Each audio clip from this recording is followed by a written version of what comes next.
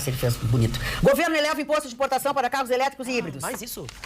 Não, é um pronunciamento que eu estou fazendo. Mas... É a hora que não tem cobrança, eu não sei do programa, mas continuem conosco porque vocês vão ficar bem informados. Voltou das férias, o ministro? Magda, se a gente cochila, aumenta. Aumenta, o cochilo. Cochilou, aumentou. É impressionante. Essa manchete, na verdade, eu acho ela muito interessante, porque ela mostra que quando a gente acha que tá ruim, pode ficar Sempre pior. pode ficar, mas isso pode, claro. Sempre pode ficar pior. E olha que eu sou uma pessoa que costuma ver o copo cheio, meio cheio, mas nesse caso, é isso aí mesmo, gente. O imposto de importação sobre carros elétricos e híbridos sobe, agora as alíquotas vão de 25% a 30%, mas é muito importante esclarecer que isso faz parte de um cronograma, tá? Então, assim, era um aumento gradual, aprovado em novembro de 2023. Então, sim, só para esclarecer, já nesse governo do Lula, né, pelo Comitê Executivo de Gestão e Câmara de Comércio Exterior, e foi divulgado pelo Ministério do Desenvolvimento, Indústria, Comércio e Serviço, e o objetivo é, com o aumento da taxação dos carros importados, aumentar a competitividade da produção interna.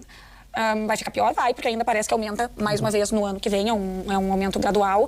Só que assim, né? Por que você consegue comprar esses carros? Quer dizer? Assim, Magda, são milhões, milhões. Uma pergunta. Vocês veem a produção nacional aumentar? Não, né? Então, assim, não existe esse aumento, como eu mencionei, ele é gradual, ele já estava previsto desde 2023, teve 2024, tem agora, então não foi do nada. Porém, ele já estava nesse cronograma e, em contrapartida, nesses 2 anos, nós também não vimos nenhum investimento e nenhum aumento da indústria automobilística focada nos carros elétricos e híbridos aumentarem, né? Então, não só é mais um problema para quem importa carro, para o consumidor final, que vai ter que comprar um carro mais alto e a nossa indústria não vem sendo fomentada, como o próprio ponto a própria questão da sustentabilidade, que foi tão alardeada antes desse novo governo Lula, fica para trás, entendeu? Porque, assim, aumenta preço, beleza, a competitividade da nossa indústria nacional, que tá lá, né? Lá. Porque a única coisa que eu vejo são as pessoas ou importando carro ou vendendo seminovo, que é o que dá hoje em dia, e olha lá, né?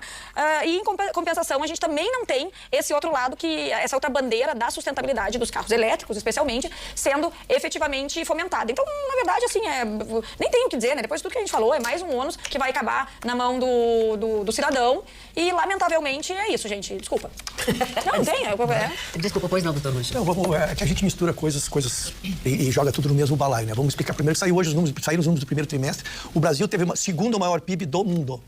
Vou repetir, segundo maior PIB do mundo, primeiro trimestre, que saiu agora 1,2 ou 1,3 o crescimento. As exportações seguem batendo recorde, o Brasil continua exportando mais do que importa e dando um lucro. Os índices, indicadores, todos nós temos trazido aqui, mas como eles vinham se repetindo e ainda nós tínhamos a questão da inflação, ficava um pouco inibido. E agora também trouxemos essa semana o índice da inflação, que felizmente, mantendo o viés de queda já pelo segundo mês consecutivo, está se acompanhando semana a semana, se aproxima numa redução perto do limite da margem, porque era 3%, num limite até 4,5%, ele já esteve 5,73%, depois 5,53%, 5,49%, 5,28% e agora estaria se aproximando do 5%, que é o último viés que nós possamos ter, que é exatamente o problema da inflação. Esse índice que traga o IPC, que saiu agora, né, que está trazendo esses números para vocês. Em relação à questão da importação, é uma questão que nós temos que ver os dois viés dele. Primeiro, a reserva de mercado, aqui a venda interna, a venda dos nossos produtos em relação à exportação, né? Então, esses produtos veio e a única coisa que talvez a informação que a Ali tenha mais que eu vejo é que esses produtos chegam entrando e seguem sendo vendidos como se não houvesse amanhã. Mesmo que estejam chegando, nós temos hoje esses carros aí no universo de acima de 300, 350 mil reais e eles seguem sendo vendidos, exatamente mostrando que há quem compre sim, porque não se estaria importando esses veículos se eles ficassem empilhados ali e a gente passasse vendo-os com poeira. Não, eles estão sendo vendidos, sinal de que tem gente ganhando dinheiro nesse país e não sou eu, senhores, pode ter certeza. Nem eu tampouco. Sabe por quê, Ruxo? Até respondendo a ti, porque casualmente eu tô trazendo esse meu comentário logo após a tua fala e tu colocas muito bem que nós misturamos tudo. Sabe por que a gente mistura tudo? Todos os assuntos que a gente traz, a gente mistura e leva para um único caminho, porque o nosso orçamento como cidadão é um único orçamento. Dificilmente no nosso mês nós vamos ter o ingresso de valores extras. Então, as nossas contas, as nossas dívidas mensais, elas precisam ser honradas. E cada vez mais, cada um de vocês que traz um assunto aqui, é uma sigla nova, é um imposto novo, é um carro elétrico, é isso e aquilo, e a gente não está conseguindo pagar as contas, muito menos viver com dignidade. Por isso que a gente mistura tudo, porque é difícil entender. É um economês, é um politiquês e por aí vai. E a gente não consegue mais sobreviver. Gustavo Torino, por favor. Bem, as mentiras do governo, elas são repetidas de forma insistente, tentar convencer você que tem alguma coisa de bom, e a gente sabe que é tudo mentira. Mentira, PIB brasileiro, o PIB tem que estar, o recurso, a riqueza do país tem que estar na mão do povo. Está na mão do povo. E a situação, a gente está vendo aí. A Vera acabou de falar e todo mundo sabe o que está acontecendo. Índice de desemprego, outra mentira. Sabe, é uma mentira atrás. Hoje o governo anunciou o Plano Safra. Na verdade, não tem nada a ver com o imposto do carro elétrico, mas para vocês terem uma ideia, como o governo mente, que são mais de 10 mil carros elétricos que estão parados no Porto Santos, encalhados, porque a programação que é feita para venda não está cobrindo, não está avançando. Eles vendem carro elétrico, sim, vendem um e outro, mas tem mais de 10 mil encalhados lá de uma única fábrica chinesa. Aliás, uma dessas marcas veio ao Brasil, ficou 2 anos aqui, o governo Lula já foi embora. Então, sabe, essas mentiras repetidas pelo governo, que está tudo maravilhoso, está tudo bem, elas atingem um nível da insanidade que não dá para gente levar a sério. O Plano Safra foi anunciado hoje. O governo anunciou mais de meio trilhão.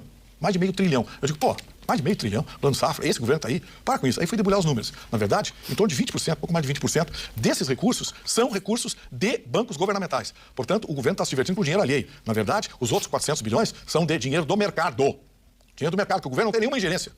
Desses 112 bilhões, para vocês terem uma ideia, 13 bilhões é apenas o recurso que o governo aporta, teoricamente, entre aspas, aporta para cobrir juro subsidiado.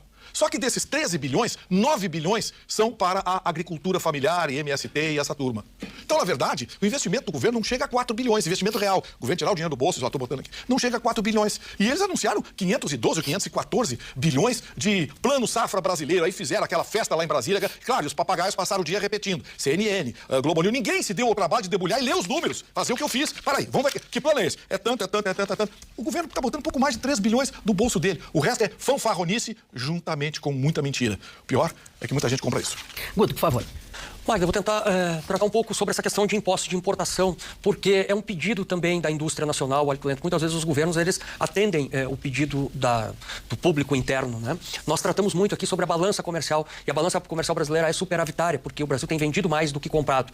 Mas, neste caso, da indústria automobilística, é um pedido do setor também, a proteção das montadoras instaladas aqui no Brasil, porque elas não conseguem competir com o carro que vem do estrangeiro. Estou dizendo aqui que concordo ou não concordo? Não sei, a política que o governo resolveu adotar aceitando a sugestão do setor. Né? Eu acho que o setor deve saber mais do que eu. Eu sei rasamente sobre o assunto. Né? Quem conhece profundamente é quem monta o carro, quem produz no Brasil, quem emprega no Brasil, quem paga impostos no Brasil. Eu acredito que esses devam saber mais e, por isso, o pedido deles ao governo federal para que instituísse, então, esse imposto de importação. Mas, do meu ponto de vista raso e ignorante, eu acho que esse anúncio deve vir também com um pacote de estímulo à produção local, para a ajuda dessas montadoras que estão instaladas aqui no Brasil, o incentivo em infraestrutura de recarga, por exemplo. Hoje, quem tem carro elétrico, uma das maiores reclamações é que não tem postos de recarga pelo Brasil afora. Quem quer fazer longas distâncias precisa recarregar o seu carro. Então, o governo deveria pensar um pouco nisso também e, principalmente, o incentivo de pesquisa e desenvolvimento para que a nossa ciência brasileira pudesse ajudar também as montadoras locais. Esse é meu ponto de vista em relação ao assunto, Magda. Sem paixão, muito com razão. Tiago, por favor. O que eu acho que indigna as pessoas, especialmente o senhor e a senhora que estão aí me olhando do lado de lá da tela, é que é mais um aumento de impostos que, na prática, a gente não vê. A gente não vai ver as universidades federais com melhores instalações. Outro dia estavam criticando que o Lula cortou o dinheiro deles. Com esse aumento, e antes falamos do IOF, nós não vamos ver hospitais públicos como de clínicas ou as UPAs, ainda que sejam tocadas por prefeituras, mas o dinheiro é federal. A gente não vai ver uma melhora nisso. Isso é indignante para a população, para mim, professor e professora, que estamos pagando cada vez mais impostos. Se a Suíça fôssemos, ou se fôssemos a Dinamarca, ou até os Estados Unidos, onde se cobra um imposto pesado, os Estados Unidos especialmente na renda, mas a Dinamarca, a Suécia, os países escandinavos, praticamente metade do salário vai para o Estado. Mas olha o retorno que os caras têm. Então, esse é o grande problema, né? Não é sobre... É que o aumento do imposto não vai para a população. E aqui eu reitero o que disse a dona Magda. Quer dizer, quem está batendo no fundo do saleiro de ponta cabeça é sempre o povo. E aí eu vejo e abro os jornais, dona Magda e colegas, de hoje, e vejo que o Ministério Público e a Defensoria Pública do Estado resolveram sozinhos que merecem a volta de um privilégio que foi extinto há anos, a licença-prêmio. Eles hoje decidiram, dona Magda, o Ministério Público Gaúcho e a Defensoria Pública Gaúcha, que podem tirar férias pagas, a tal da licença-prêmio, a cada 5 anos, e se não quiserem tirar, eles transformam em bijuja e levam para a aposentadoria. Mas... tem que aumentar imposto, porque o Brasil, porque o PIB, porque o pobre, porque não sei o que. Todo mundo faz lobby, menos o povo. Uma vez estive em Brasília e uma pessoa falou assim para mim, aqui todo mundo tem lobby. Pastor, padre, político, advogado, empresário, jornalista, todo mundo, menos o povo. E mais uma vez estamos vendo isso. Mais uma vez as elites das castas, e acho que o Guto, volte e meia a gente diverge, Guto, assim, frontalmente, mas eu não poderia assinar tão embaixo como na tua última fala, dos privilégios nababescos dos legislativos e também do judiciário. Quer dizer, hoje os caras votam, eles mesmos votam para aquilo que eles querem e ponto final. Então, esse é o problema. Não vai aumentar imposto para resolver um problema, como num país sério. Vai aumentar imposto porque gastaram demais, porque deram privilégio demais. Pois nós vamos falar agora sobre